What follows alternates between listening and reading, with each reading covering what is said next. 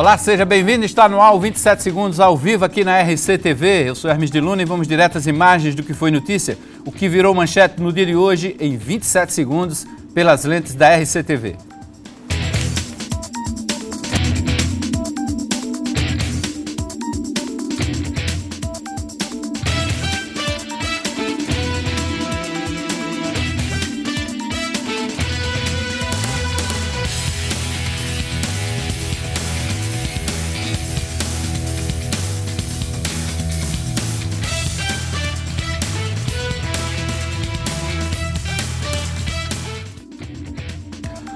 Bom, hoje aqui nos estúdios da RCTV eu recebo ao vivo o deputado Bosco Carneiro, ele que é o relator da CPI da telefonia móvel. Ontem o presidente da CPI, o deputado João Gonçalves, e você vai acompanhar daqui a pouquinho a entrevista com o deputado João Gonçalves, falou de algumas questões que surgem da CPI da telefonia. Preocupação total é com os recursos das operadoras de telefonia que querem barrar os trabalhos da Comissão Parlamentar de Inquérito. Vamos conversar sobre isso com o deputado Bosco Carneiro, que é o relator da CPI. Boa noite, deputado. Um prazer tê-lo aqui novamente. Boa noite, Hermes. É um prazer para mim estar aqui participando mais uma vez do seu programa e desejo inicialmente a todos uma boa noite. Bom, deputado, como é que estão os trabalhos da CPI? O senhor, enquanto relator, o senhor é responsável por preparar o parecer, né? Todo, exatamente de fazer a conclusão dos trabalhos, apresentar uma conclusão aos deputados e, claro, à sociedade. Como é que anda o seu trabalho? Olha, o trabalho da CPI está caminhando bem, né? Terminamos a primeira fase, que foi o ano passado, sobre os danos causados ao consumidor, aos consumidores pelas operadoras no serviço de telefonia móvel.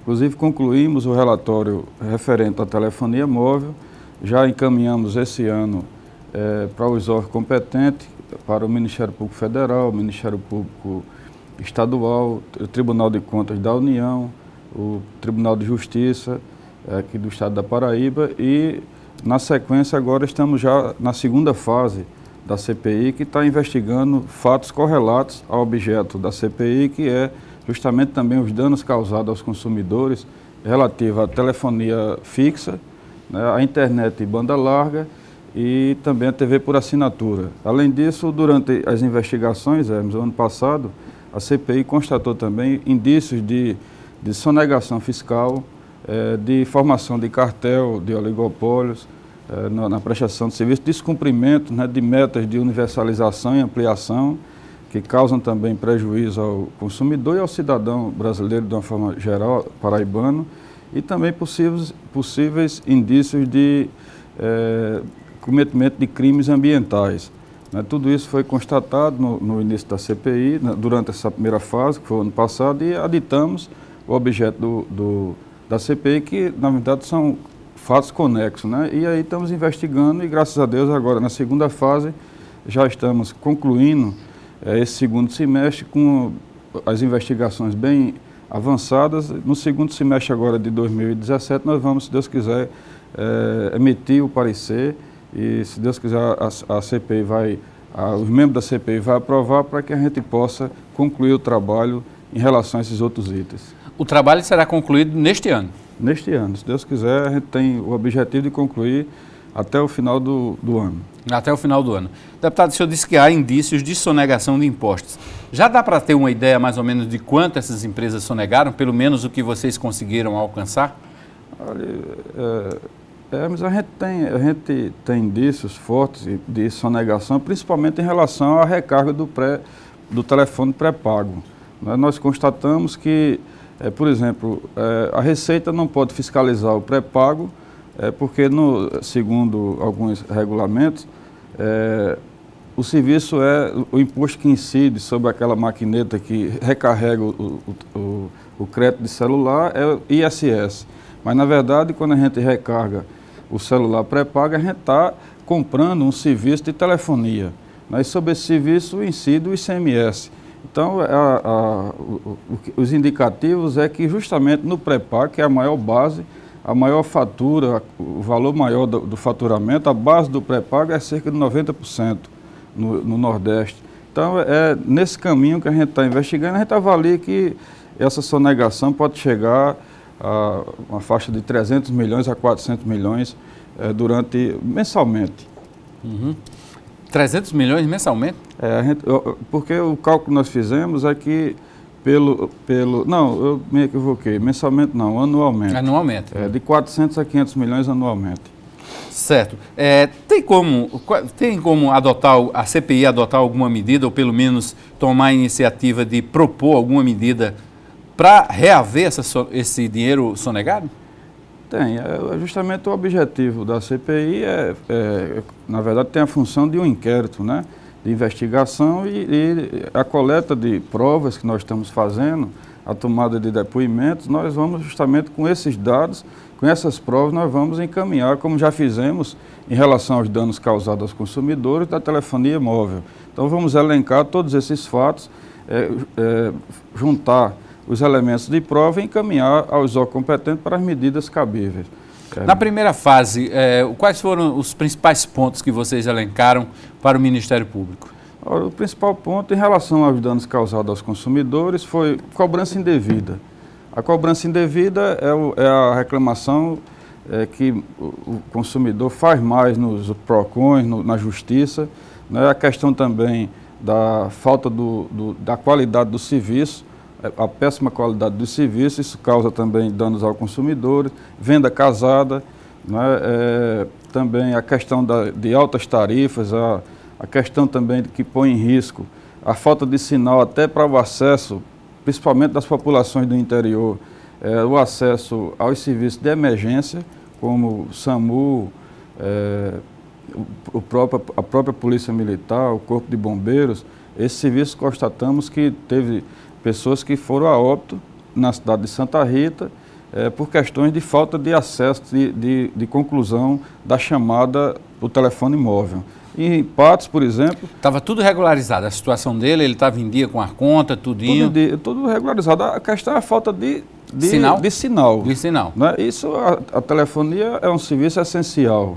Né? E quando na comunidade que hoje praticamente não existe mais telefone fixo, os orelhões muitas vezes estão desativados. Aqui na Paraíba o índice de orelhão desativados ultrapassa 36%. Não é? Então, as comunidades mais distantes, por falta de sinal de qualidade, elas deixam de ter acesso à informação, deixam de ter acesso à comunicação. E, por exemplo, em Patos, a gente, durante a investigação em Patos, durante a sessão, nós tentamos ligar para o SAMU por mais de 20 vezes, e em vez de cair na regulação de Patos, caiu na regulação de Campina Grande. Né? Imagine essa deficiência para o cidadão daquela região do sertão, que não consegue, em determinados períodos, acessar esse serviço de emergência. Então, nesse caso de Patos, deputado, só para a gente compreender e entender bem essa situação, no caso de Patos, a operadora que deveria direcionar essa ligação para a regulação de Patos? Não, na verdade, o próprio consumidor, o cidadão, liga para os telefones da emergência e cai na regulação de Patos. Em vez de cair na regulação de Patos, cai na de Campina Grande.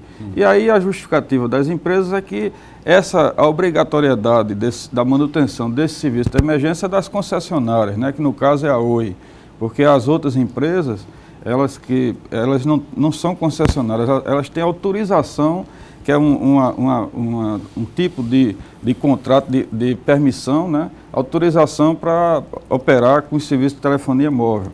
Então, na verdade, esse jogo, né, de passar a responsabilidade para outras operadoras é o que nós constatamos, mas, de fato, quem está sendo prejudicado é o consumidor. É um jogo de empurra-empurra, então? É um jogo de empurra-empurra e falta, inclusive, de fiscalização. É uma vergonha o que a gente vem observando na CPI.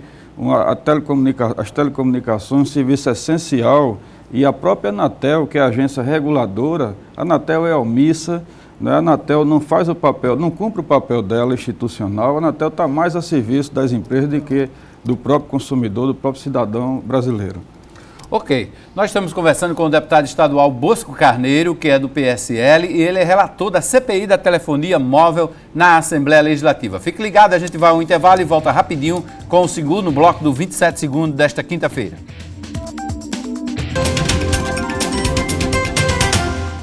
De volta com 27 segundos, estamos conversando aqui com o deputado estadual Bosco Carneiro, que é relator da CPI da telefonia móvel na Assembleia Legislativa. Nós também conversamos com o presidente da CPI da telefonia móvel, o deputado João Gonçalves. E ele disse que a CPI da telefonia na Assembleia quer trazer os diretores da empresa para serem ouvidos na casa.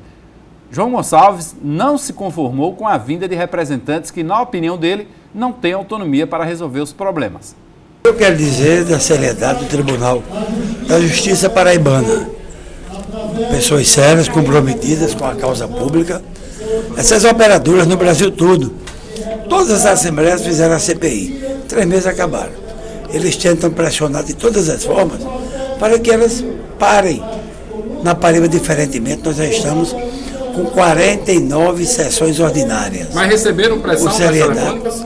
Desde o início. Quando eu apresentei a primeira vez, tentaram me pressionar, eu não acatei, foram à mesa, a mesa mandou aqui, vai quem não lembra. O novo presidente segurou, eles estiveram aqui pressionando, não adiantou. Hoje, semana passada, entraram com ação em nome dos presidentes das operadoras no mundo. O desembargador José Aurélio Cruz negou, disse que não aceitava essa história de dizer, tornar-se efeito todos os atos. Eles entraram em nome da federação, a Febratel, que representa todas as operadoras. O tribunal, o outro relator, substituindo o Dr. Fred, parcialmente deu a liminar, suspendendo apenas deles comparecerem dia 30 e dia 6. Agora, nós já temos audiência dia 13. E aqueles que não vierem vão pedir conduta coercitiva. Não temos nada contra ninguém. O que nós queremos é respeito e compromisso com o povo da Paraíba. Eles alegam que já tiveram aqui, por 2 vezes compareceram à CPI. É bem verdade. Só que eles chegam na CPI, quando se quer as informações e o compromisso de investimento, eles dizem, a minha competência vai até aqui. Isso é a nível de presidente. Então, se eles se comprometerem a realizar os benefícios e a expansão da rede, por exemplo, para a CPI? Se eles fizeram um termo de ajustamento de conduta com o Ministério Público Federal, Ministério Público Estadual e a Assembleia, e for investimentos sólidos, concretos, com prazo determinado de as cidades já pré-determinadas, a CPI remete tudo isso aos órgãos do Ministério Público Federal e Estadual e fechamos a CPI. Bom, João Gonçalves listou também alguns problemas da telefonia e do rombo fiscal causado pelas empresas no serviço pré-pago. Continuam com as cobranças indevidas, continuam sem o controle do pré-pago. Vocês terem uma ideia, que o Brasil não sabe disso ainda, que 92% do faturamento das empresas é de pré-pago. É o senhor que paga antecipado e não tem um controle do uso. Ele manda uma mensagem como seus créditos. O senhor pediu mensagem? Não. A interconexão. Vai para uma cidade e tem uma operadora. As outras alugam aquele mesmo equipamento, seu telefone pega lá e paga 4 vezes o preço do que você não pediu. Então, a Anatel tem sido parceira delas e não da população. Vamos mandar para o presidente interino do país, Michel Temer, que existe mais de 80 bilhões. Não estou reclamando que tem 170 bilhões da ex-presidente ou da presidenta que está afastada. Só num item desse país, telecomunicações, tem mais de 80 bilhões lá numa conta do governo federal, que era para reutilizar em prol do povo e que não foi utilizado. Só foram utilizados 5 bilhões. Está aí o deputado João Gonçalves, que é o presidente da CPI, mas eu estou aqui com o relator e já tem novidade, inclusive, sobre esse caso da ação impetrada pela Federação Brasileira de Telecomunicações, a Febratel. Havia uma liminar parcial, permitindo a suspensão de 2 audiências marcadas para o dia 30 de maio e dia 6 de junho. Essas audiências já passaram, mas houve hoje uma decisão definitiva do TJ, deputado? Houve uma decisão tomada pelo desembargador Fred Coutinho, no sentido de que o processo foi extinto, né, salvo engano, sem julgamento do mérito e, consequentemente, a liminar que tem sido concedido às operadoras para que os presidentes não precisassem vir depor na CPI, essa liminar foi tornada também sem efeito. Inclusive, na próxima segunda-feira, dia 13, está marcado o depoimento do presidente, do diretor-presidente da Claro. Então, diante dessa nova decisão que foi publicada hoje, eles têm a obrigação, a responsabilidade de comparecer à CPI. Então, as audiências serão remarcadas? As duas que deixaram de acontecer, nós vamos fazer agora a nova convocação, inclusive a primeira, que foi da presidente da TIM, não tinha ainda a decisão, não tem nenhuma liminar. Então, já incorreu na desobediência, inclusive, como o presidente João Gonçalves citou, a CPI já pode solicitar a condução coercitiva. Qual foi quem perdeu? A da Salvaguarda foi a da TIM. A da TIM. Que foi realizada dia 31. 31 de maio. A que seria realizada no dia 6, que foi segunda-feira, foi que já estava sob o efeito da liminar, que era do presidente da Oi. Então, essa daí, na verdade, ele tinha um amparo legal. Então, essa daí a gente vai remarcar a convocação e reconvocar. E essa da Claro, nós vamos aguardar para ver se há o comparecimento, né, da Claro, para que senão a gente vai tomar as providências legais cabíveis, né? Quando a gente fala do presidente da TIM, o Claro, o da Oi, da empresa, a gente está falando do presidente nacional. Nacional, o diretor executivo nacional, né? Ok. Deputado, nós vamos a Brasília agora conversar com Edinho Magalhães ao vivo. Edinho tem também muitas novidades lá em Brasília. Boa noite, Edinho. O sinal de celular aí em Brasília é ruim ou é de boa qualidade? Boa noite, Hermes. Boa noite, deputado Bosco. Boa noite a todos. Olha, Hermes, depende muito da operadora, do local que você esteja. Dentro do Congresso Nacional, nos andares de baixo, do subsolo, todas são ruins. As que eu uso mais são as piores, parece que é brincadeira. Mas, de uma forma geral, o sinal é bom, porque aqui em Brasília, pelo menos no plano piloto, as operadoras espalharam várias torres de antenas para emissão e recepção de sinais, do sinal. E aí fica melhor e mais fácil de poder falar. Edinho, o governador Ricardo Coutinho esteve por aí em Brasília, teve audiência com o Renan Calheiros, né? Como é que foi a passagem do governador por aí pela capital federal? Foi uma passagem relâmpago, Hermes. Ele estava acompanhado do procurador do Estado e também do Lindolfo Pires. E ele esteve no Banco Mundial e no Banco Internacional Europeu. Ele tem projetos de financiamento para desenvolver áreas e tocar projetos de benfeitorias e melhorias na Paraíba para os paraibanos, desde que o governo e o Congresso liberou os estados para poder contrair financiamentos e empréstimos internacionais.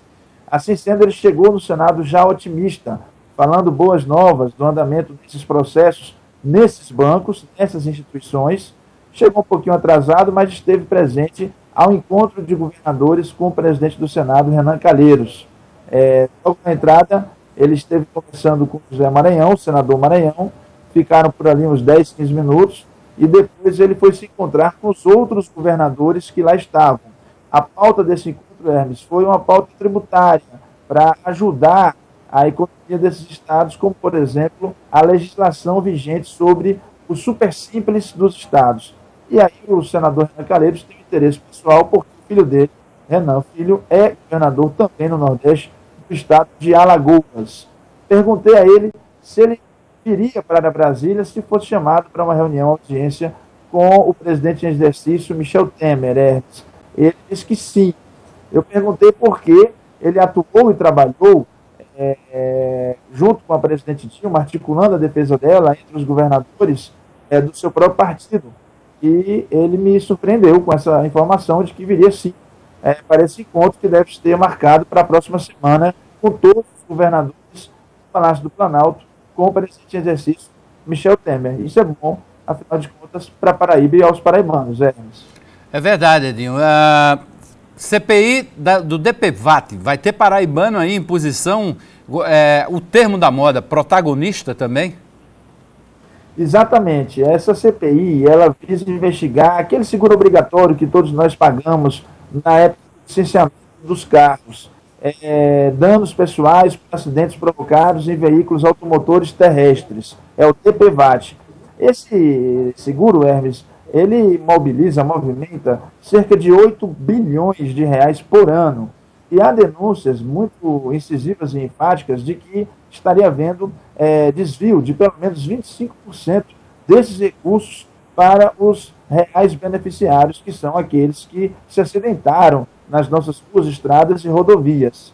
Bom, o fato é que agora a denúncia virou uma CPI que vai investigar os últimos 15 anos do DPVAT. E o relator dessa CPI será o deputado Wellington Roberto. Ainda não tem presidente, a sua instalação definitiva ficou para a próxima semana, na quinta-feira da próxima semana, mas teremos aí um paraibano, Wellington Roberto, relatando a CPI do DPVAT, que ajuda inclusive o SUS, com 45% dos seus recursos para o SUS poder tratar justamente aqueles acidentados nas estradas e em nossas rodovias, e por isso está tão sobrecarregado, Hermes, porque parece que realmente tem muito que investigar.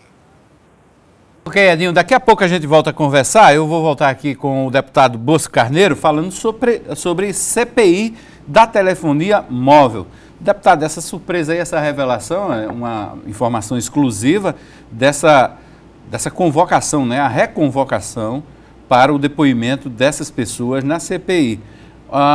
Mas está evidente também que as empresas devem ingressar com novas ações, né?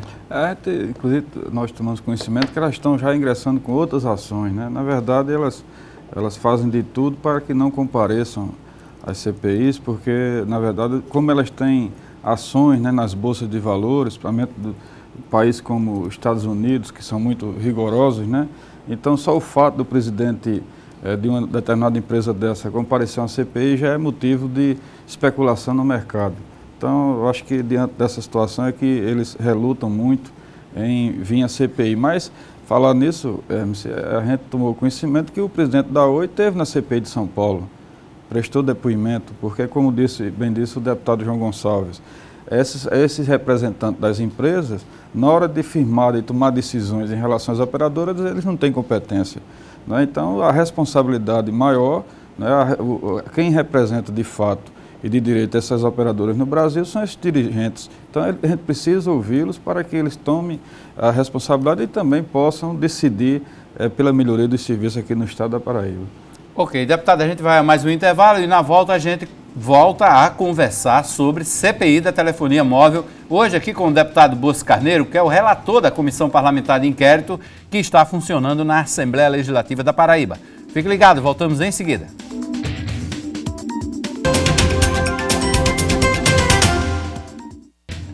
De volta com 27 segundos, conversando com o deputado Bosco Carneiro, relator da CPI da telefonia móvel. Deputado, nesta segunda fase da CPI, da Comissão Parlamentar de Inquérito, já teve algum avanço, já teve alguma revelação feita nesta segunda fase? Teve, mas inclusive a questão da sonegação fiscal, nós obtivemos dados que nós não tínhamos antes. Por exemplo, aqui na Paraíba, a própria Receita informou à CPI que durante os anos 2011 a 2015, a Receita autuou as operadoras em mais de 287 milhões. Né? Isso é um fato novo porque 287 milhões corresponde a quase um ano de arrecadação. Eles estão arrecadando 300 e poucos milhões por ano, né, aqui no estado da Paraíba, e durante 5 anos foram autuados em 287. Isso é um fato relevante também que a CPI está investigando. Outro fato também relevante é que, na mesma linha de investigação que a CPI está tendo sobre sonegação, no estado do Piauí está havendo um inquérito policial civil, inclusive lá tem uma delegacia especializada em crimes contra a ordem tributária, e no dia 17, na próxima sexta-feira, de amanhã a 8 dias, nós estaremos ouvindo aqui na CPI, inclusive com muita boa vontade, eles se dispuseram, 2 delegados da Polícia Civil do estado do Piauí, que justamente esses delegados vão trazer muitos subsídios, porque eles já estão com a investigação lá avançada em relação à sonegação fiscal. Então, esses dados, outro fato também interessante que nós observamos é que essa questão das empresas que vendem aquele crédito, aquelas maquinetas, essas empresas não são fiscalizadas. Isso foi um fato que foi observado já nessa segunda etapa. Inclusive, os diretores-presidentes dessas empresas vão ser ouvidos também na CPI. E nós verificamos que essas empresas, a maioria delas são formadas em paraísos fiscais, né, inclusive com pessoas físicas, inicialmente com capital muito limitado, e com poucos meses elas se transformam em pessoa jurídica, inclusive com pessoa jurídica com limitada, né? Não digo limitada, mas SA, mas com capital milionário. Então, instalado em paraísos fiscais. Então, isso é um nicho também que a gente está investigando, fora a questão dos compromissos obrigacionais, né, dos contratos, porque quando essas empresas elas ganham licitação, por exemplo, em 2012, elas ganharam a licitação para a exploração da banda larga. E tem como contrapartida um desconto que eles recebem, porque, por exemplo, se a concessão, a licitação que foi feita para autorização da exploração da banda larga em determinados estados valia, na época, um preço inicial de 5 bilhões, eles receberam um desconto correspondente a todos os investimentos previstos nessa licitação. E aqui no caso da Paraíba, era para instalar telefonia fixa comutada, disponibilizar em toda a zona rural, em todos os 222 municípios. Além disso, também para instalar internet banda larga nas escolas da zona rural, de todas as escolas públicas. E se a gente acessar o site aí da Anatel, a gente vai ver que está lá, como tivesse instalado, já tivesse em funcionamento, a telefonia e o sinal de internet concedida pela Vivo gratuitamente em mais de 1.700 escolas rurais da Paraíba. Isso é um fato que não existe. A gente já investigou. Da Vivo? Da Vivo. Telefonia, no site dela está lá como se tivesse na funcionando. Própria Anatel. Na própria Anatel. Na Anatel está lá, se a gente acessar as obrigações, vai ver que está lá a Vivo dizendo que foi, e a Anatel aceitando que está em funcionamento, que foi disponibilizado internet banda larga em 1.700 escolas da zona rural da Paraíba. Quer dizer, isso é um engodo, é um engano, isso não existe. Então a gente fica perplexo porque, por exemplo, cadê a fiscalização da Anatel? E essa ampliação, esse serviço não deve ser, não é feito, não tem a obrigação de ser feito pelas empresas de forma graciosa, gratuita não. Eles receberam um benefício que foi o abatimento do preço, né? Que eles arremataram, ganharam essas concessões, arremataram os leilões, participaram e ganharam essas concessões, né? Na verdade, a utilização e a exploração dessas frequências. Então, eles têm essa obrigação contratual. Isso é dinheiro público também, Hermes. Outro fato que nós observamos por exemplo, na Paraíba foram aprovados 500 milhões nos últimos anos, 2013 para 2014, em renúncia fiscal do governo federal. Projeto de investimento. E onde é que está sendo investido esse recurso? Né? Fora vários empréstimos do BNDES, que foram concedidos também às empresas. Então, nisso aí, a gente precisa, na verdade, a CPI, por isso que a gente tem que demorar mais um pouco nela e está preocupando as operadoras, porque a gente está verificando, como o deputado João Gonçalves citou, os fundos de telecomunicações, 85 bilhões, foram arrecadados 90 bilhões de 2001 para cá, e esse dinheiro que era para ser investido justamente na melhoria do serviço de telecomunicações... Aqui na Paraíba? No Brasil, 90 bilhões. Era para ser investido justamente na universalização dos serviços. Certo. Na inclusão digital, né, que segundo a própria Anatel, a antessala da inclusão social. Mas esse recurso, 90 bilhões, durante esses anos todos foram aplicados menos de 6 milhões. Tem mais de 85 bilhões já atualmente, não aplicados no serviço de telecomunicações. São recursos desviados de sua finalidade. E a população brasileira, a sociedade precisa saber disso. Né? O governo federal, o Congresso, está aí o Congresso, CPI, como a gente viu aqui, do DPVAT, CPI disso, daquilo, porque não abriram uma CPI ainda em relação às telecomunicações, porque o lobby é forte. A verdade é essa, o lobby no Congresso e inclusive na própria Anatel é muito forte, por isso que essas operadoras, usando o linguajar popular, casam e batizam, assaltam o consumidor diariamente, e principalmente o pré-pago. O pré-pago na verdade, eles têm o consumidor tem um prejuízo enorme, tarifas exorbitantes, e vai recorrer a quem?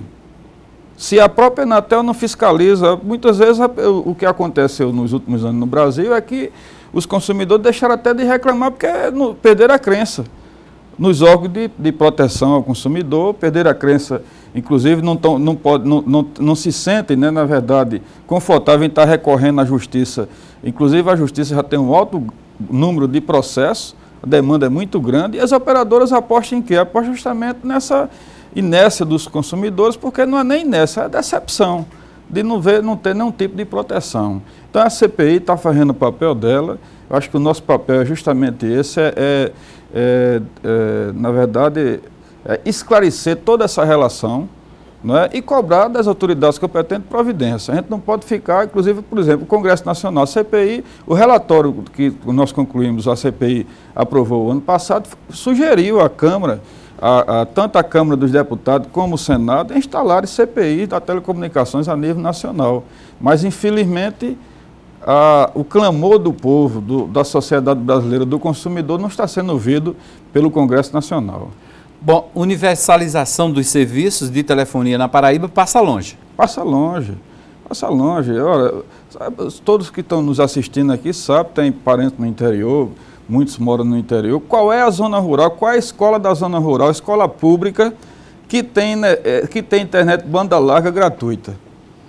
São muito poucas escolas e quando tem, até a prefeitura paga, o próprio Estado às vezes tem que contratar, mas de fato e de direito essas empresas tinham a obrigação de disponibilizar esse serviço, não só nas escolas da zona urbana, como também da zona rural. Da zona rural em relação a essa licitação de 2012.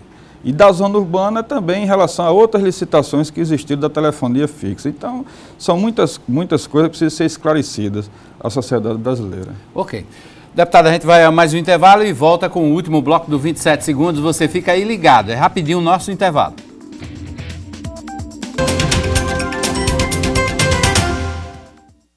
De volta com o 27 segundos, quarto e último bloco do programa. Vamos conversar com o deputado estadual Bosco Carneiro, presidente da CPI da telefonia móvel. Deputado, vamos só recapitular um pouco os trabalhos da CPI da telefonia móvel. Primeira fase já foi concluída e o relatório já foi entregue aos órgãos competentes.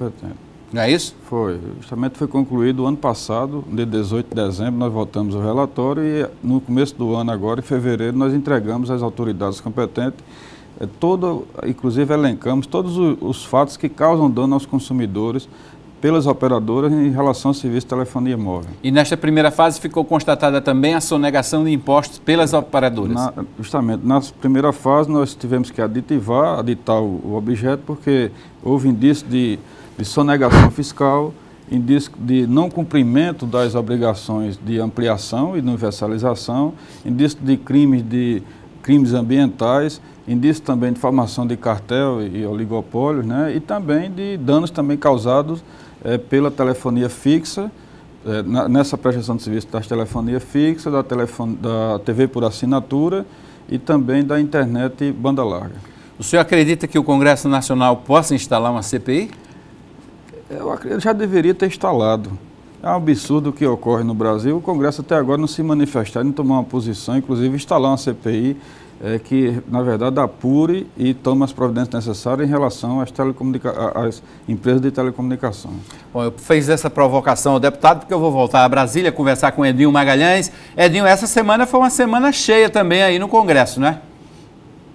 Muito cheia, Hermes. Apesar da Câmara estar com essa questão da legitimidade do presidente em exercício, que não consegue exercer a presidência de Maranhão, e no Senado, a comissão do impeachment, que teve uma sessão recorde, 14 horas de ontem para hoje, aliás, com o senador Raimundo Lira fazendo a composição dos trabalhos na comissão do impeachment. Mas a novidade da semana foi a indicação do ex-deputado Guilherme Campos, de São Paulo, presidente do PSD, do Gilberto Kassab, para a presidência dos Correios e Telégrafos. Lá nos Correios e Telégrafos nós temos um paraibano ocupando a vice-presidência postal, que é o jovem Rodolfo Catão, numa indicação do deputado Damião Feliciano. Agora é aguardar para ver se o presidente do novo governo vai manter os quadros, no caso os vice-presidentes, do governo anterior, já que Rodolfo Catão foi nomeado ainda à época do governo Dilma. Hermes. E lembrar que Damião Feliciano é do PDT e votou contra o impeachment de Dilma, né?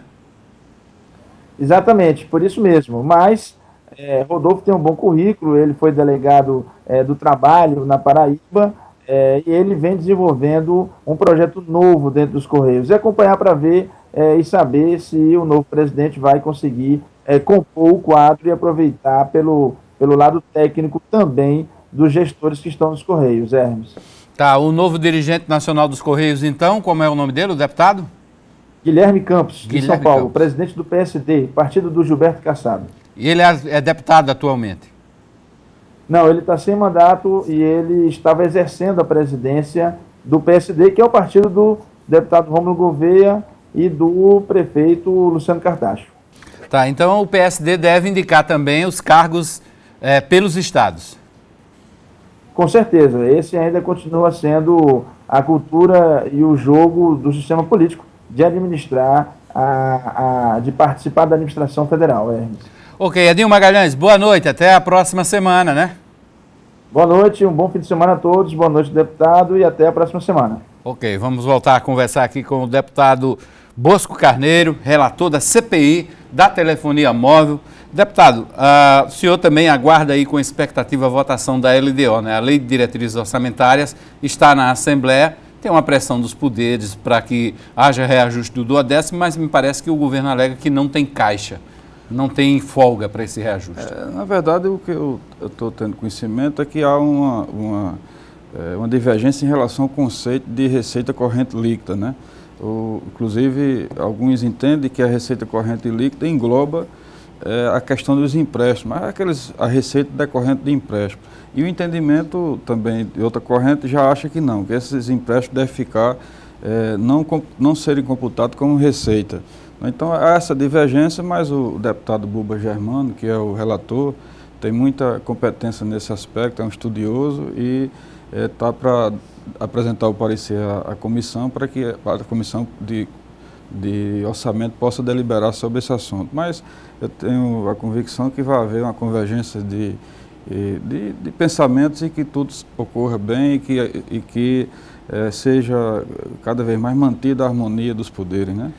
Ok, então vamos ouvir o deputado Buba Germano, que é o relator da LDO. Ele falou com a gente também sobre a tramitação do projeto. Ontem nós tivemos uma reunião interpoderes na Secretaria de Planejamento com as equipes técnicas dos poderes, discutindo as possibilidades de ainda alguma alteração. E chegou uma fase agora que só quem pode alterar é o Poder Executivo, né? Passou a fase das emendas, nós já estamos consolidando o orçamento, o relatório final, para ser apresentado na comissão terça-feira próxima. Aprovado na comissão, aí cabe à mesa diretora colocar em votação, que eu espero que seja dentro do período do recesso, e aí nós estaríamos cumprindo todo o agendamento que foi programado para o calendário da votação da LDO. O que tem que esclarecer é que não existe divergência. O único pleito que é legítimo dos poderes era a preservação de um artigo que, no caso de excesso de arrecadação, fosse compartilhado com os poderes. E o Poder Executivo, com muita razão também, e se tiver deflação, se tiver, ao invés de déficit de arrecadação, aí nós vamos admitir também, deduzir, o que está assegurado e preservado é que em 2017 todos os poderes perceberão o executado em 2016 e, se houver suplementação, será incorporado. Esse é o texto original da LDO. Não vejo nenhum motivo para ser postergado a aprovação e concordamos que no segundo semestre, qualquer ajuste, até a lei orçamentária anual que vem a setembro, que porventura haja um excesso de arrecadação, os poderes têm toda a legitimidade para, junto com o Poder Executivo, assim negociar. A comissão irá oferecer o parecer e a aprovação na comissão terça-feira. Já está agendado, e aí submetemos à mesa diretora para tomar a posição da votação final, no plenário. São João, então? Espero que sim. O ano passado nós votamos, antes do recesso, acho que, se não me falha a memória, no dia 20. Até quinta-feira há prazo suficiente para a gente votar a LDO sem maiores estresses. Tá aí, para estar tudo funcionando no domingo, que é o dia da entrega do Parque da Lagoa, algumas partes da obra já estão sendo entregues. É o caso dos quiosques, que foram repassados aos comerciantes pelo prefeito Luciano Cartacho. Eu diria que foram muitas as dificuldades, mas com muita fé, com muita coragem, acima de tudo com muito trabalho, nós conseguimos superar todos os desafios, né? Primeiro, ter a oportunidade, como no dia de hoje, de entregar aqui aos 14 comerciantes que vão poder trabalhar nesses 14 quiosques que nós montamos aqui dentro desse projeto do Parque da Lagoa, demonstra o nosso compromisso com a cidade, com o diálogo, com um bom entendimento, e foi possível retirar todos eles daqui sem ter violência, sem ter nenhum tipo de problema, locando boa parte deles em áreas importantes da cidade, e os 14 que ficaram vão ter um novo padrão de quiosque, com mais condição de trabalho, com mais, vamos dizer assim, preservação também do meio ambiente aqui no parque. Então é um momento histórico para todos eles, eles vão continuar a trabalhar onde trabalhavam, só que dentro de uma nova realidade. O Banco Cidadão da Prefeitura também vai oferecer uma linha de crédito específica para que eles possam ampliar, não é, cada vez mais a qualidade do serviço prestado aqui, sustentar as suas famílias. Nós vamos ter uma movimentação de pessoas muito grande aqui, então a realidade dessas pessoas que trabalhavam antes para hoje mudou consideravelmente. Está aí o prefeito Luciano Cartacho, que no próximo domingo entrega o Parque da Lagoa. Deixa eu voltar a conversar com o deputado Bosco Carneiro sobre CPI de telefonia móvel, ele que é o relator. Dá para concluir o trabalho este ano, deputado? Dá, vamos concluir o trabalho esse ano.